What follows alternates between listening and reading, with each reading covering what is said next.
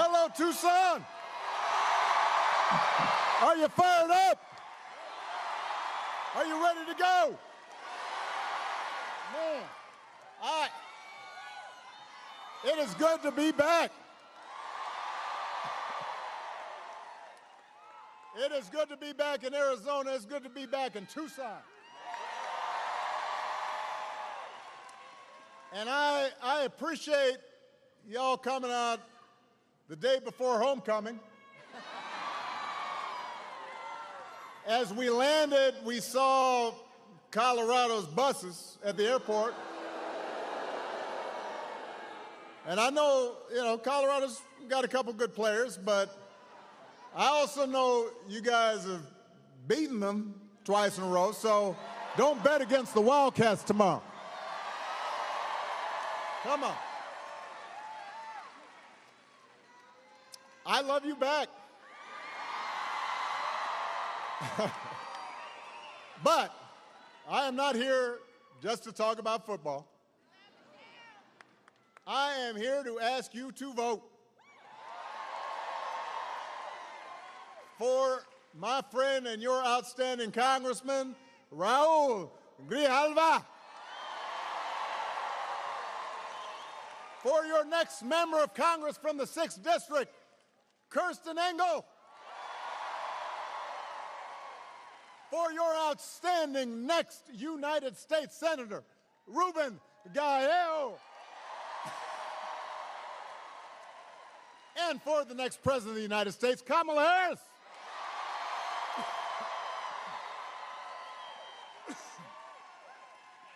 Now, before I get going, you guys have to forgive me, because let's face it, I'm a little out of practice. So I got a little something in my throat, but that's okay, because what I have to say is going to make so much sense that even if I'm coughing a little bit, I think you're still going to catch what I'm saying here. Because here in Arizona, voting has already started. You can vote early or return your mail ballot today. There's no reason to delay. What you waiting for? And of course, you can vote at your polling place on Election Day, November 5th. Si se puede, just remember to bring your photo ID.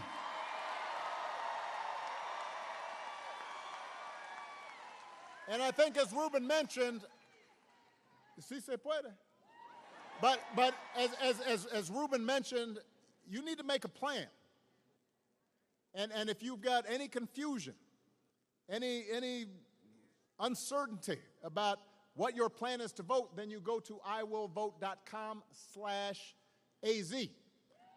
And then once you've got a plan, then you've got to make sure your friends and family make a plan to vote too.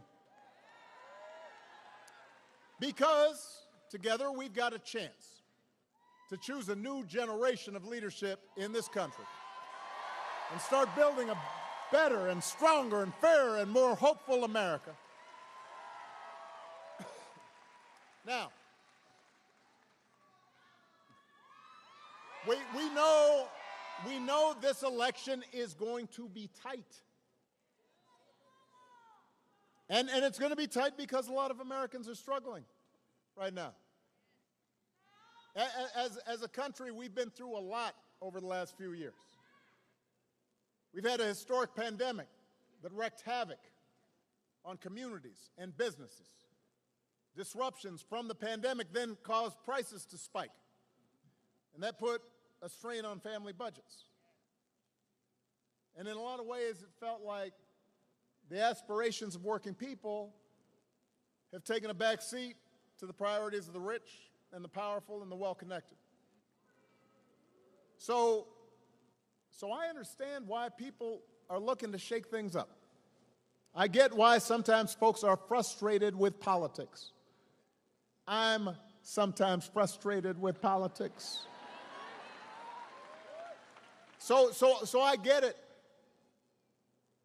What I cannot understand is why anyone would think that Donald Trump will shake things up in a way that is good for you. That I don't understand. Because there is absolutely no evidence that this man thinks about anybody but himself. I've said it before. Donald Trump is a 78-year-old billionaire who has not stopped whining about his problems since he rode down that golden escalator 9 years ago.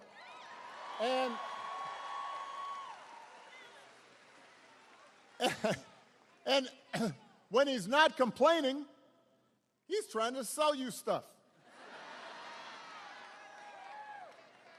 He's got his gold sneakers. He's got the $100,000 watch. Says it's a Swiss watch, but nobody can actually figure out where in Switzerland was this thing made. He's got, this is my favorite. He's got the Trump Bible. Wants you to buy the Word of God, Donald Trump edition. His name's going to be on there, embossed, right next to Luke and Mark and Matthew. And by the way, I will give you one guess. You could not make this stuff up. Where these Bibles are made. So, Mr. Tough Guy on China, except when he can make a few bucks, hawking his Trump edition Bibles. Come on, man. You can't make this stuff up. But he's doing it. And the reason he's doing it is because what he cares about is his ego and his money and his status. He's not thinking about you. Donald Trump sees power as nothing more than a means to his ends. He wants the middle class to pay the price for another huge tax cut that would mostly help him and his country club buddies. He doesn't care if he costs more women their reproductive freedoms because it won't make a difference in his life. Do not boo. Vote. They can't hear you when you boo, but when you vote, everybody can hear you.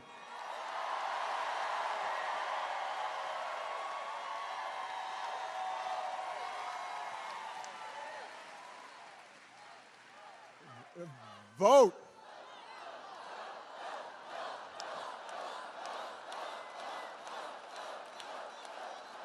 Most of all, Donald Trump wants us to think that this country is hopelessly divided between us and them, between the, quote, real Americans, by which he means his supporters, and the outsiders who don't support him. Because having people divided and angry and aggrieved and resentful, he figures that boosts his chances to get elected. Now, so those are his intentions. I do have to point out that along with his intentions, there is also a question of his competence. Have you seen him lately? I mean, he is out there, he's given 2.5 hour speeches, just word salads. You have no idea what he's talking about. He's talking about Hannibal Lecter. He's talking about this. He's talking about that. He held a town hall meeting where he just, let me explain, because I've done a lot of town hall meetings. The point of a town hall meeting is to take questions. He just decided, you know what, I'm going to stop taking questions, and then he's swaying to Ave Maria and YMCA for about half an hour. Folks are standing there not sure what's happening. Can you imagine if I did that? Can you imagine if Ruben did that right in the middle? Now, our playlist would probably be better. But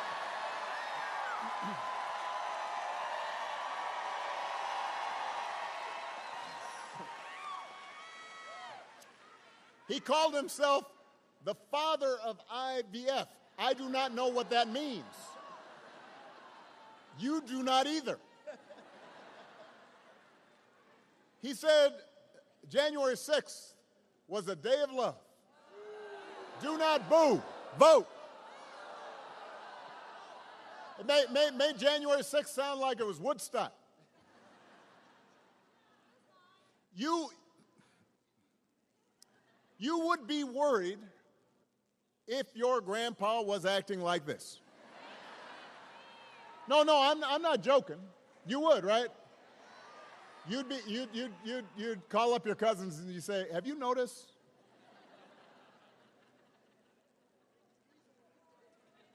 So imagine it coming from a guy who wants to be given unchecked power.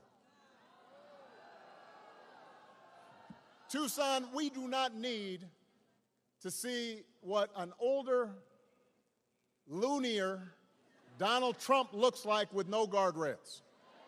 We have had enough of arrogance and bumbling and bluster and division. America's ready to turn the page. We're ready for a better story. We are ready for a president, Kamala Harris.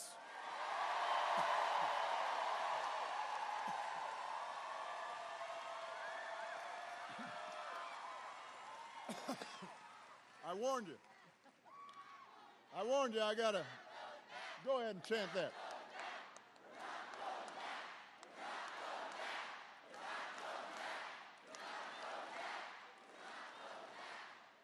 And the good news is, Kamala Harris is ready to do the job.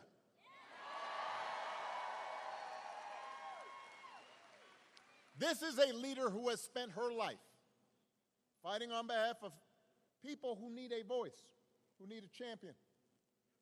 Somebody who was raised in the middle class, believes in the values that built this country, worked her way through college in McDonald's, served with distinction in every office she has ever held, who is as prepared for the job as any nominee for president has ever been. That's who Kamala is. And in the White House, she will have an outstanding partner in Governor Tim Walz.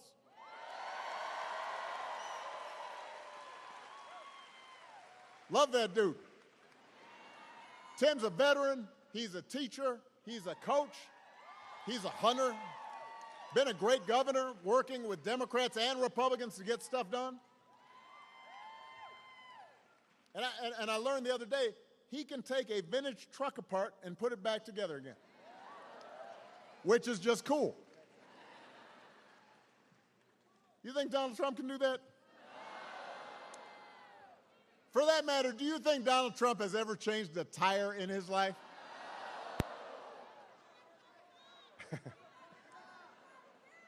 Yeah, you know, he's like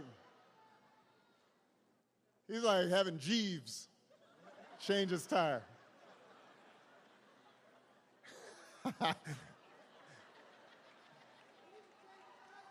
The point is, I was just picturing it.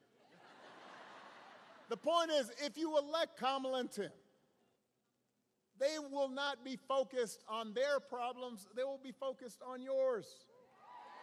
They understand that too many folks, not just here in Arizona, but across the country, are still struggling to pay the bills.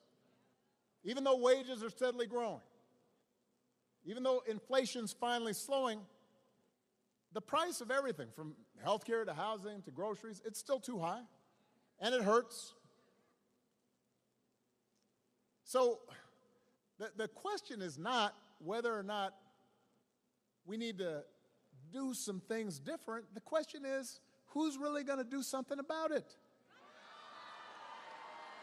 So what we need to do is to evaluate the plans of the respective candidates.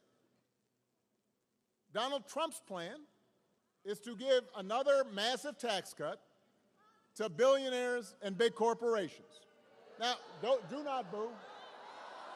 Vote. I am going to break you of this habit. Now, some people, because, you know, I'm having conversations around the country with folks as I go campaigning, and I'll hear some people say, you know, well, I remember the economy when those first 2 years with Trump, they were pretty good. And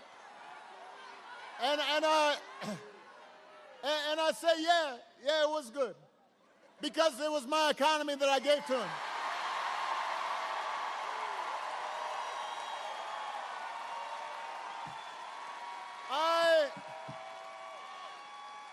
I had spent the previous 8 years cleaning up the mess that Republicans had left me. So when I handed over the economy to Donald Trump, we had had 75 straight months of job growth. And I said, here you go. And all he did with it was give a tax cut to people who did not need one. And drove up the deficit in the process. And now he wants to do it again.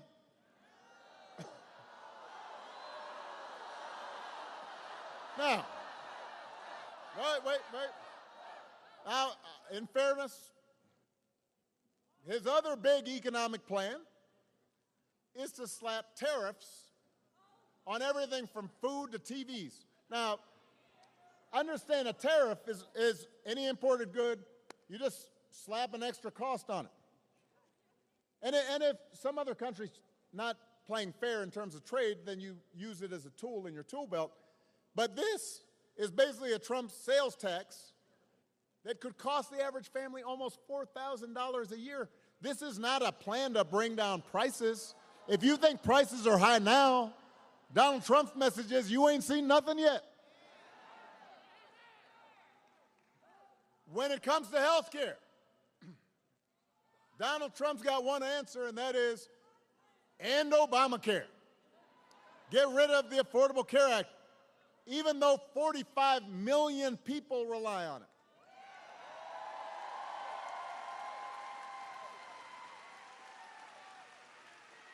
Couple of weeks ago, his running mate had the nerve, the chutzpah, to say that Donald Trump salvaged the Affordable Care Act. What? Donald Trump spent his entire presidency trying to dismantle it, and he couldn't even do that right.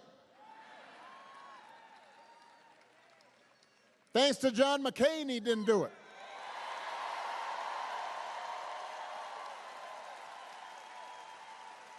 And now, 8 years after he was elected, after all the arguments against Obamacare have been proven to be wrong, and even folks who don't like me sure like that insurance, when he was asked about it, he said, well, I have a concept of a plan for how I might replace it. Now, I want you to think about that. Let's say your boss gives you an assignment, says she needs it by Friday. Friday rolls around, your boss says, so, did you finish that project I asked for? Well, I haven't actually started, but I do have a concept of a plan. Students here at Arizona, you could try it with your professors. Now, papers due, and you just write on a sheet of paper, concept of a plan. You could try it at home. Honey, did you do the dishes? I have a concept of a plan to do the dishes. Haven't done them yet. How's that going to go over?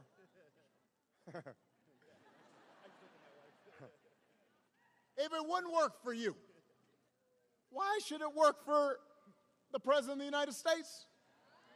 But the good news is that Kamala Harris does not have concepts of a plan. She has an actual plan to make your life better.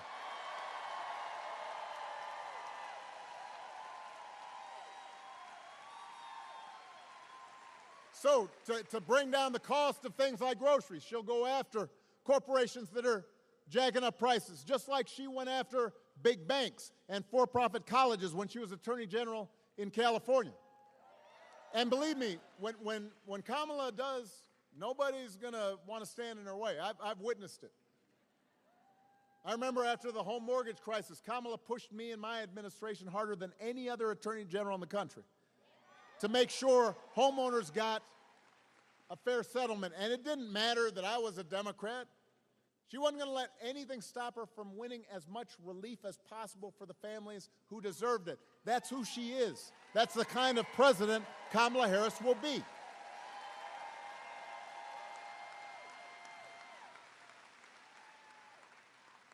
To lower housing costs, Kamala is going to cut red tape and work with state and local governments, as well as the private sector, to build 3 million new homes.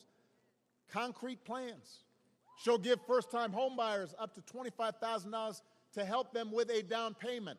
Concrete plans. To lower health care costs. Kamala already worked with Joe Biden to take on the drug companies, bring down the cost of insulin, hearing aids, more than 50 prescription drugs. Rubin worked on that. He knows about it. And as president, Kamala will never stop working to limit out-of-pocket costs and protect your care. Concrete plans. That's who Kamala is.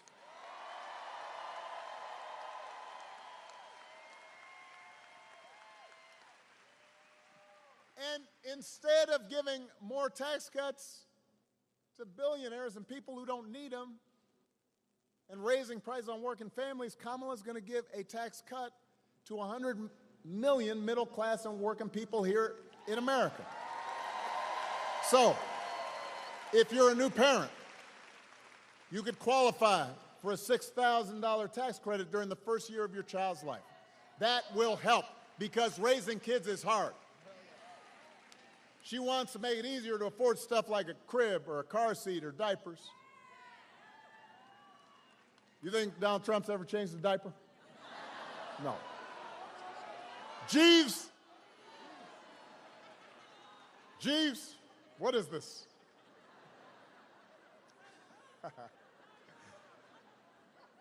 If you're starting a small business, Kamala Harris will give you a $50,000 tax credit to help you get it off the ground. She believes in entrepreneurship.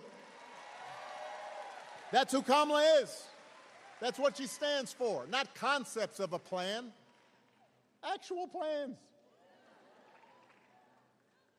Now, if you challenge Trump or J.D. Vance on these quote-unquote concepts, they'll fall back on one final answer. This is their go-to. After everything else makes no sense, they'll go, and it doesn't matter what the issue is, housing, health care, education, paying the bills. He'll blame immigrants.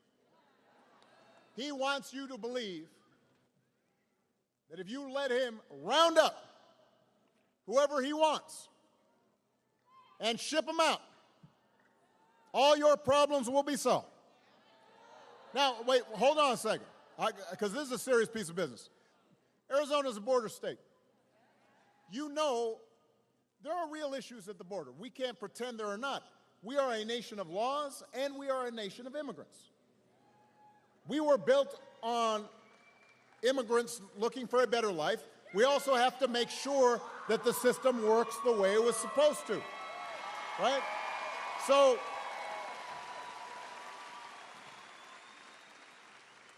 we have a real problem to solve. But remember, Donald Trump was president for 4 years. He likes to talk about Kamala being vice president for 4 years. We remember you being president, buddy, for 4 years. And if rounding up and deporting millions of desperate people, many of them women and children, is the answer to everything, looks like we might need an EMT right in front here. Everybody bend your knees real quick. because sometimes when you stand too long, you get a little faint. She'll be all right. Just got to make sure, and drink something if you got it, all right? Good job, EMTs.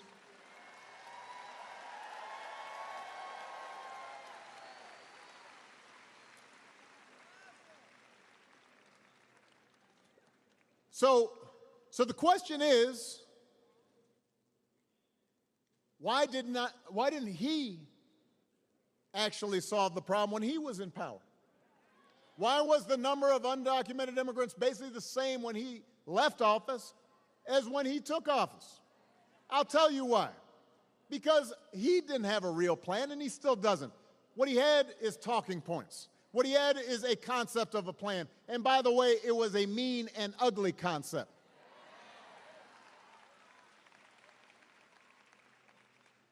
You know what would actually help bring order to the border and actually help fix our immigration system?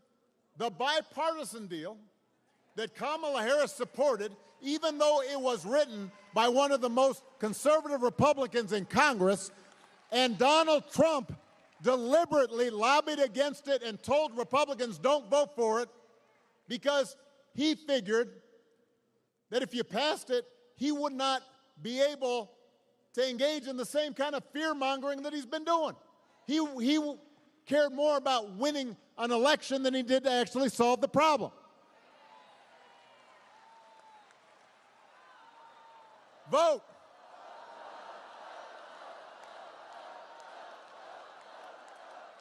We do not need a president who's willing to make problems worse to make his politics better.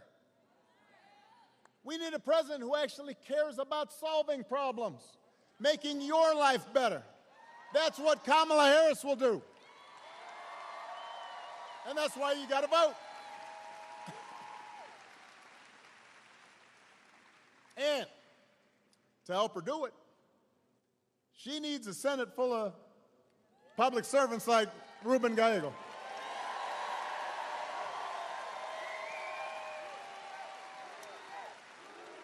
Ruben. Keep going while I take my sip of water. Ruben. You heard Ruben speak a little bit about his life. Son of an immigrant, single mom. Growing up, he and his sisters didn't have much. He worked construction, worked as a meat packer, anything to help his family. Later, he served in the Marines. In Congress, he's proven that he will stand up to corporate price gouging and work to lower costs for families.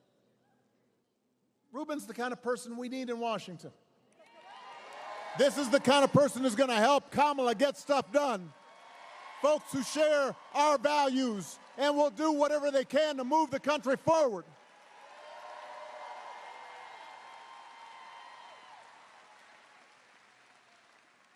And him teaming up with Mark Kelly, man, that's a powerful 1-2 punch right there.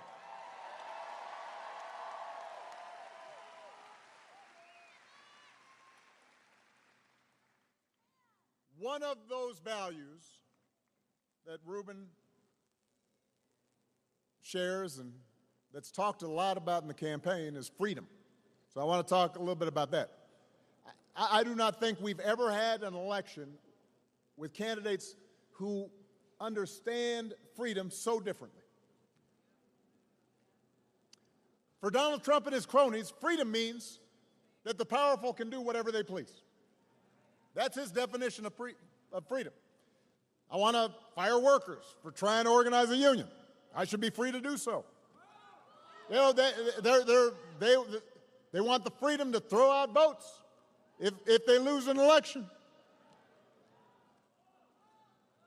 They want to control what women can and can't do to their bodies.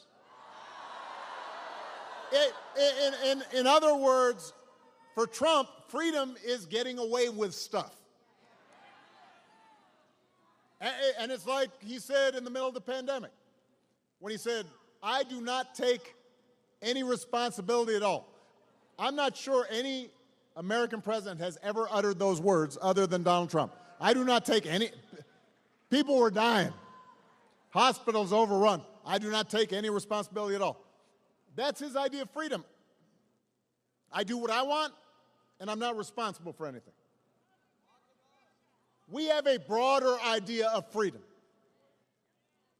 We believe in the freedom to provide for our families if we're willing to work.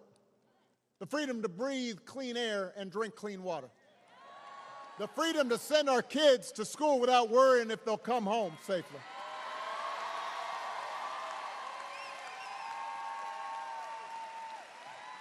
We believe that true freedom gives each of us the right to make decisions about our own lives, how we worship, who we marry, what our family looks like. And we also believe that freedom requires us to recognize that other people have the freedom to make different choices. And it doesn't make them bad people. It doesn't make them evil people. It doesn't make them enemies of the state. I mean, I listen to some of the language that's being thrown around. Look, even on the most contentious issues, I've always said there are good people of conscience on both sides of the abortion divide. And I respect anybody whose faith tells them that it's not something that they would do, that they support. But if we believe in freedom, then we should at least agree that such a deeply personal decision should be made by the woman whose body is involved, not by politicians.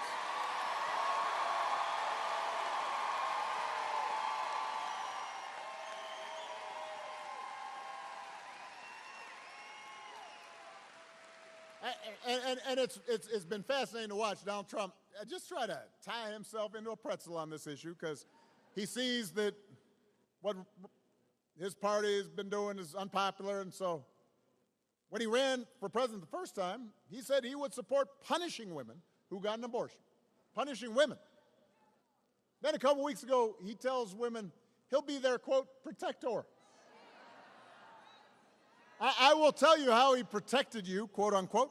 He handpicked 3 of the Supreme Court justices who overturned Roe versus Wade. He bragged about it, and now there are Trump abortion bans in 20 states, many of them with no exceptions for rape and incest. And he's out there saying, well, you know, everyone wanted it this way. Really?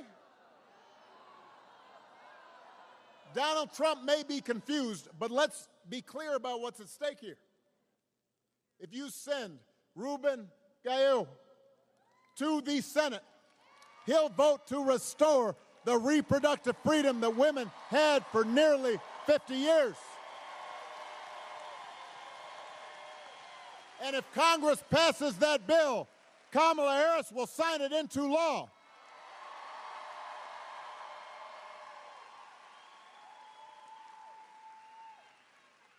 Because they understand freedom is about being able to make the right choice for ourselves and our families. And here in Arizona, you don't even have to wait. Abortion's actually on the ballot right here. You have a chance to vote yes on Prop 139 and put women, not politicians, back in control of their personal medical decisions.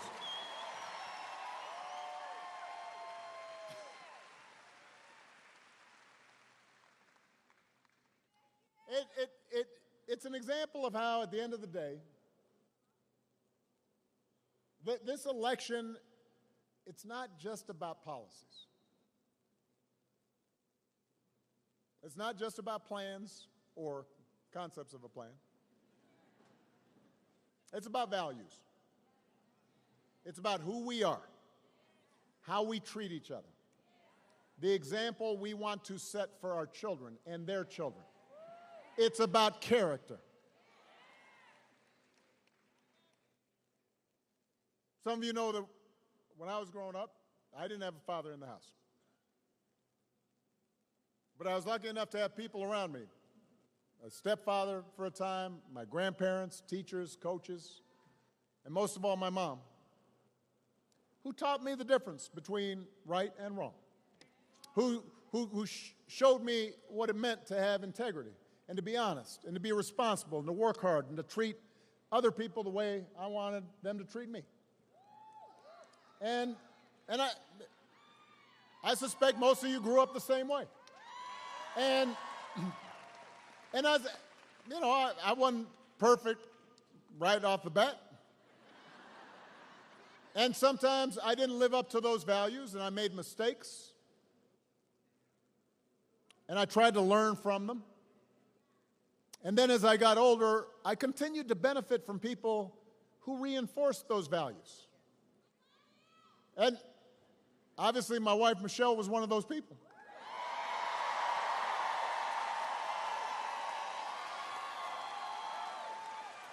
She's still trying to make me a little bit better. But it wasn't just Michelle. It was also friends and coworkers and neighbors, and even political opponents, people on the other side of the aisle. And I already mentioned it before. Being here in Tucson, I'm thinking about my friend John McCain. Yeah. Now, I don't want to over-romanticize our relationship, and you know, John was conservative, to put it mildly. Ran against me in 2008. Talked about me on the campaign trail. But you know what? He understood that some values transcend party. He believed in honest argument and hearing the views of other people. He didn't demonize his political opponents. You remember the time at the end of the campaign when a woman at one of his rallies said, "Oh, Obama, you can't vote for that Arab. He's not even a citizen." And she started going on a rant, and he said, "Ma'am, hold on a second. I have a lot of disagreements with Senator Obama, but I serve with him. He's a good man. He's an honorable man. He's a patriotic American." Shut it down. He knew that if we get in the habit of bending the truth to suit political expediency or party orthodoxy, our democracy can't work. The man had character. People like Gabby Giffords and Mark Kelly have character.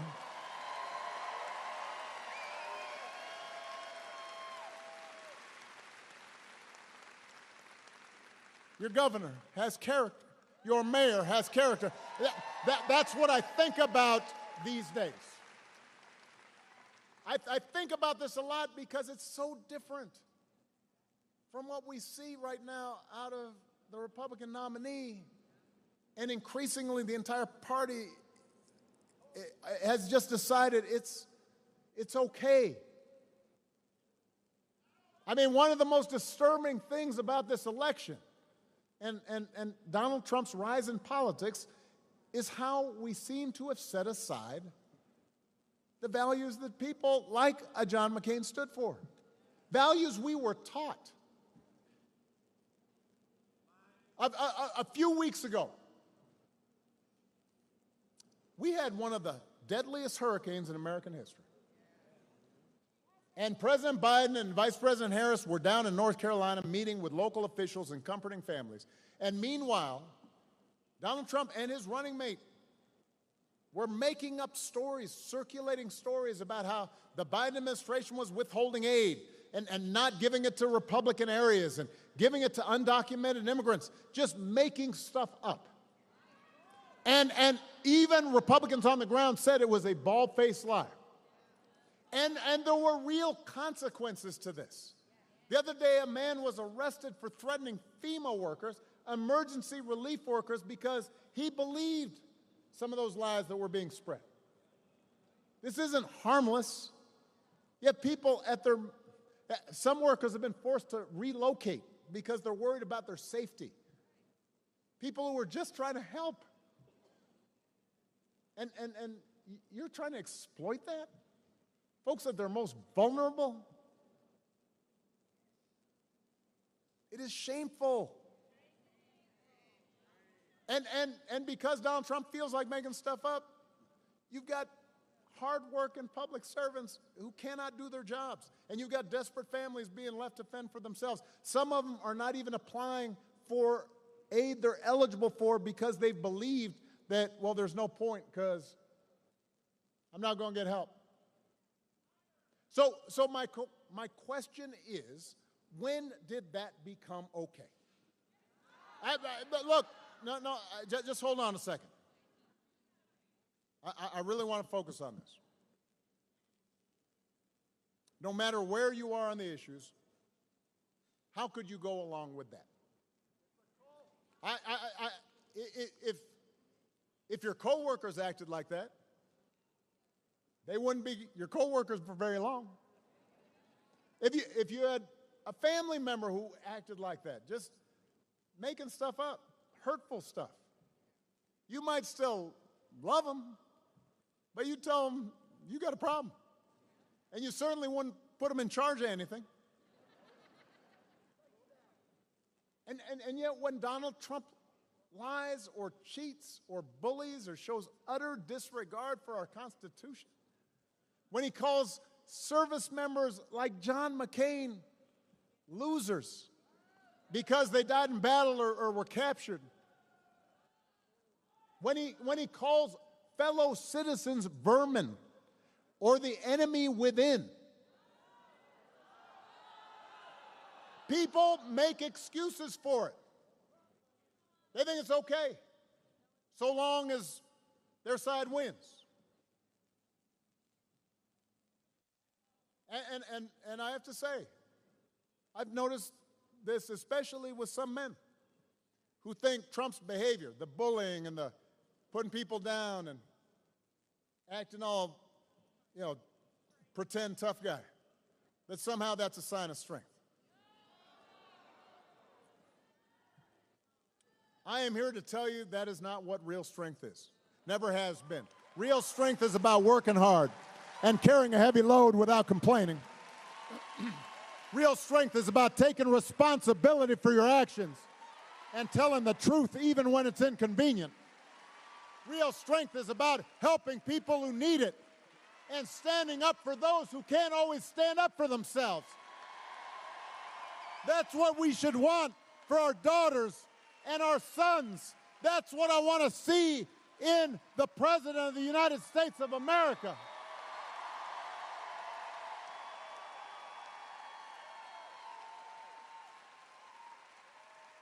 And the good news is that you have a candidate. You have candidates to vote for in this election who demonstrate character, who know what real strength looks like, who will set a good example and will do the right thing and lead this country better than they found it.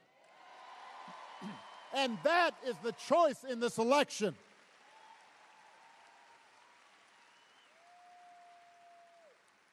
So, if you are talking to friends and family and neighbors,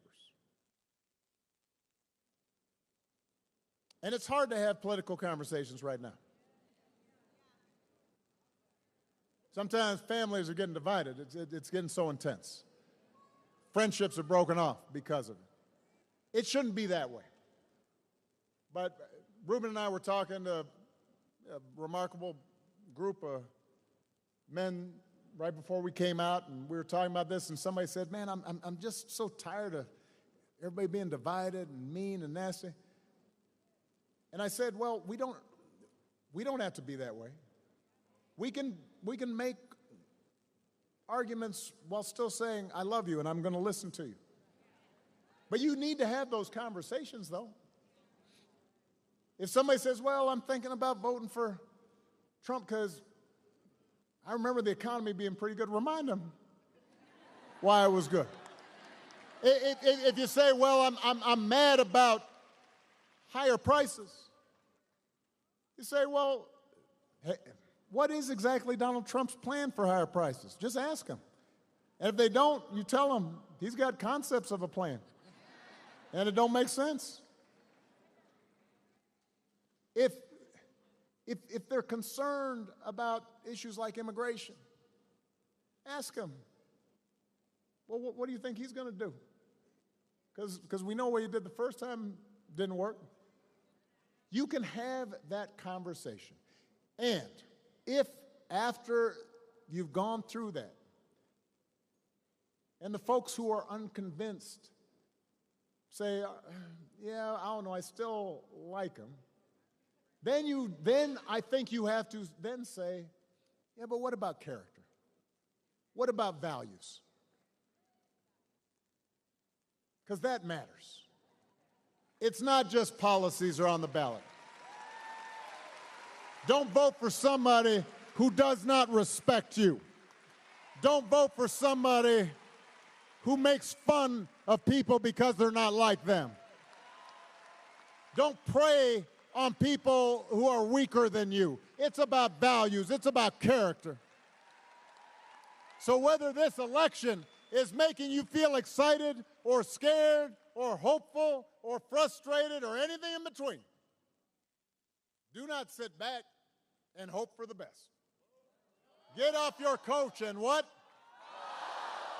Put down your vote and do what? Vote for Kamala Harris as the next president of the United States. Vote for Tim Walz as the next vice president of the United States. Vote for Ruben Gallego and this whole incredible Arizona Democratic ticket. Tell your friends and family members and neighbors to do the same. Because if enough of us make our voices heard, we will leave no doubt about the outcome of this election. We will leave no doubt about who we are and what America stands for. And together we will keep building a country that is more fair and more just and more equal and more free. That is our job. That's our responsibility.